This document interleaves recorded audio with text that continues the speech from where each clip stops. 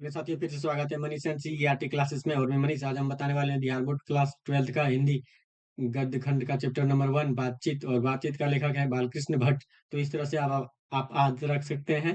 तो देखेंगे कि लेखक परिचय, इसके बाद पूरा ये जो निबंध है इसका सारांश भी जानेंगे। तो जैसे कि आप सबको पता है कि बालकृष्ण भट्ट लेखक है बातचीत के।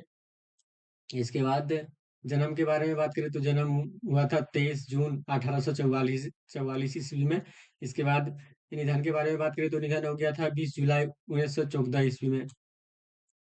इसके बाद निवास स्थान के बारे में बात करें तो निवास स्थान है इसके इलाहाबाद उत्तर प्रदेश यूपी में के निवासी थे। इसके बाद रचना के बारे में बात करें तो रचना है उपन्यास करके किया था रहस्य कथा नूतन ब्रह्मचारी, पहला है रहस्य कथा। इसके बाद दूसरा है नूतन ब्रह्मचारी। इसके बाद स अजान एक सुजान। इसके बाद वेरी रसातल यात्रा। इसके बाद उचित दक्षिणा। इसके बाद हमारी घड़ी। इसके बाद सद्भाव का अभाव। ठीक है। तो ये इसकी रचनाएं हैं। इसके बाद इन्होंने नाटक करके भी किया था, पद्मावती है। इसके बाद किरातार्जुनी है। इसके बाद वेणी संहार है। इसके बाद शिशुपाल वध है। नल दमयंती है। इसके बाद दमयंती स्वयंवर है। इसके बाद शिक्षादान है। इसके बाद चंद्रसेन। इसके बाद सीता वनवास। इसके बाद पतित पंचम, मेघनाथ वध, कट्टर सुम की एक नकल, और वह नला, इंग्लैंडेश्वरी, और भारत जननी। इसके बाद है भारतवर्ष और कली। इसके बाद दो दूरदेशी, एक रोगी और एक वेद, रेल का विकेट, खेल और बाल विवाह, ये इन्होंने नाटक किया था इस सब में। इसके बाद प्रहसन के बारे में बात करें तो प्रहसन है जैसा जैसा काम वैसा परिणाम। ये प्रहसन था, इम्पोर्टेंट है, परीक्षा में ज्यादातर पूछा जाता है। तो नई रोशनी का विष। इसके बाद है आचार विंड वन। इसके बाद निबंध है इसके लगभग ये 1000 निबंध लिखे हैं। 1000 से ज्यादा निबंध इसका है। इसके बाद जिनमें 100 से ऊपर बहुत महत्वपूर्ण है। भट्ट निबंध वाला एक बुक है इनका। इसके बाद नाम से दो खंडों में एक संग्रह प्रकाशित है इनके। इसके बाद आगे है बालकृष्ण भट्ट आधुनिक काल के भारतेंदु युग के प्रमुख साहित्यकार में से एक है। तो ये याद रखना, ये इम्पोर्टेंट है। और यह तेजस्वी लेखन के द्वारा साहित्य सेवा करते रहने के वाले समर्पित साहित्यकार थे। इसके बाद चलेंगे बातचीत का सारांश। कवि कहते हैं कि बातचीत शीर्षक निबंध आधुनिक काल के प्रसिद्ध निबंधकार बालकृष्ण भट्ट द्वारा लिखा गया, जिसमें वाक शक्ति को वाक शक्ति को लेखक ने ईश्वर का वरदान बताया है। किसका वरदान बताया है? लेखक ने वरदान बताया है वाक शक्ति को। इसके बाद है बालकृष्ण भट्ट कहते हैं कि वाक शक्ति अगर मनुष्यों में ना होती तो न जाने इस गूंगी सृष्टि का क्या हाल होता। वे कहते हैं कि बातचीत में वक्ता को स्पीच की तरह नाज नखरा जा, जाहिर करने का मौका नहीं दिया जाता है। इसके बाद है स्पीच। स्पीच में वक्तृता, भाषण और बातचीत दोनों है। भाषण में मानव पहले संभल कर बोलता है और फिर कोई नुकीली बात करता है ताकि ताली ध्वनि से कमरा गूंज उठे। इसमें अपने भाषण में ऐसा मौका लाना पड़ा है जिससे ताली बजे। जिससे क्या होता है? ताली बजे। देखिए, वाक शक्ति जो है यही यही तो सब चीज है। ये नहीं रहता तो दुनिया में क्या रह जाता। फिर आदमी आदमी से कैसे पता चलता कि उसके अंदर क्या स्वभाव है, क्या उसके मन में चल रहा है, ये सब कैसे होता है। इसीलिए इन्होंने भगवान का वरदान बताया है। इसके बाद बातचीत में ताली बजने का कोई मौका नहीं होता है। और और न लोगों के के उड़ने की कोई बात ही आती है।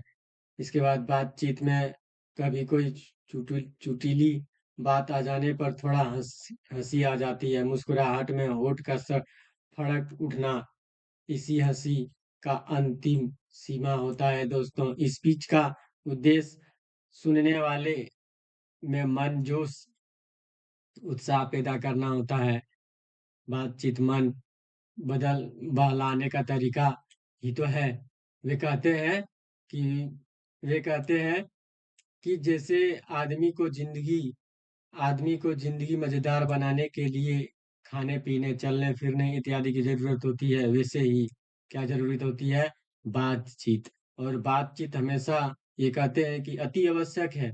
इससे मन का हल्का और स्वच्छ हो जाता है तथा अति आनंद प्राप्त होता है। जिन दंगी दंगी गंदगी तथा धुआं जिसे दिल में उमा आता है, वो भाप बनकर उड़ जाता है। और लेखक कहते हैं कि जिनको बातचीत करने की आदत लग जाती है ना, वह खाना पीना भी छोड़ देते हैं, लेकिन बातचीत का मजा नहीं खोना चाहते हैं।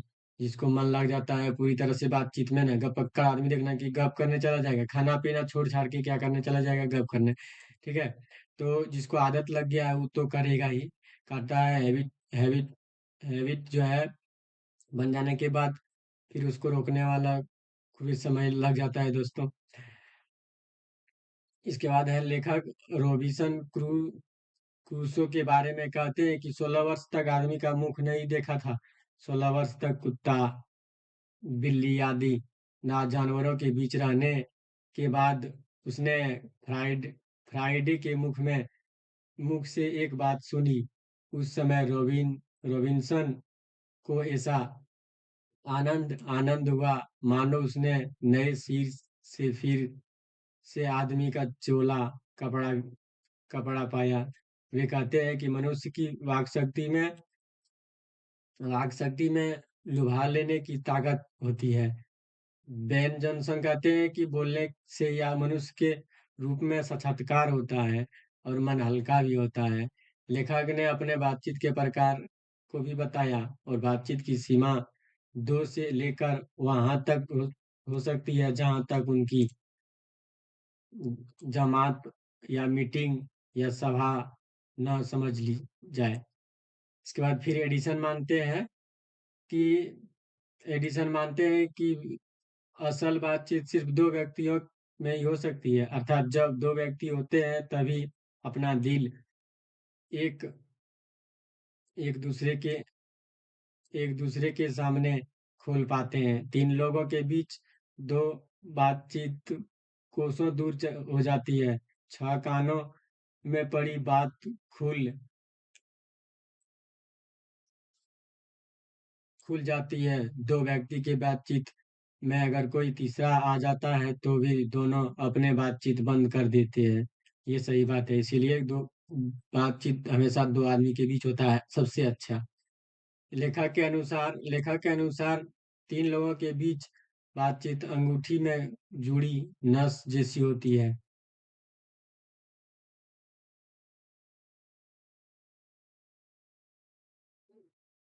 3 लोगों की बातचीत तीन कोण बन जाता है। जिसे त्रिभुज के 3 कोण होता है ना, उसी तरह 3 कोण बन जाते हैं। 4 लोगों के बीच की बातचीत केवल फॉर्मेलिटी होती है। इसमें खुलकर बात नहीं होते हैं। वह फॉर्मेलिटी गौरव और संजीदगी वाली होती है। 4 से अधिक के बातचीत में रमोबल होती है, अर्थात हंसी मजाक होता है 4 लोगों के बीच। ये सही बात है।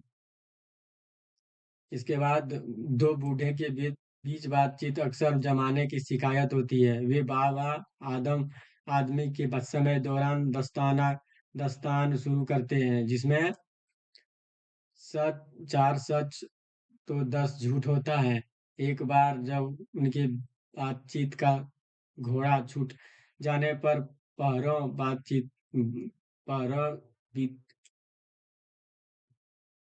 बीत जाते बीते जाते पर भी अंत नहीं होता, उस सबका बातचीत अनंत है।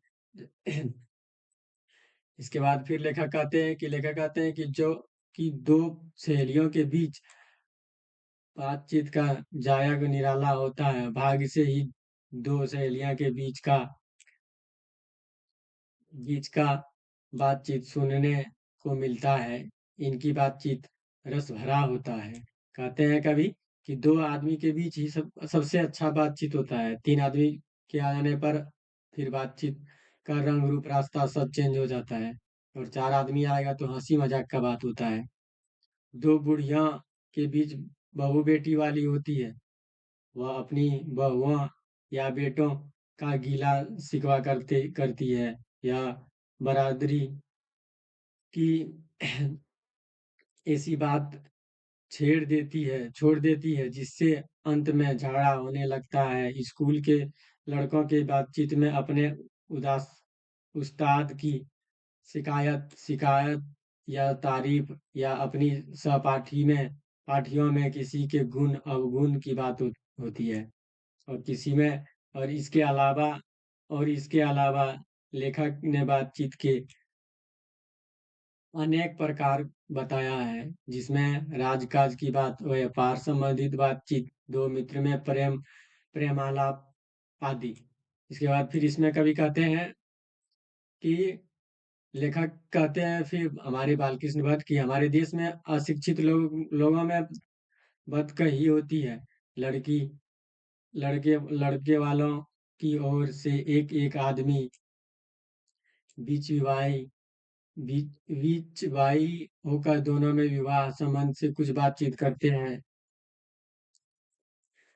हैं। इसके बाद उस दिन से बरादरी वाले को जाहिर कर दिया जाता है। इसके बाद और विवाह पक्का हो गया। ये सब बातचीत ज्यादातर लड़की वाले से होता है। जब शादी ब्याह का बात हो तो उस समय ही होता है इस तरह की बात।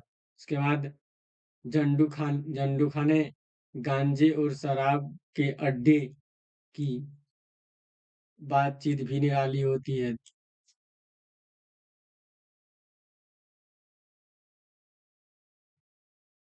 इसके बाद लेखक फिर कहते हैं कि यूरोप के लोगों के बीच का हुनर है कि जिस आर्ट ऑफ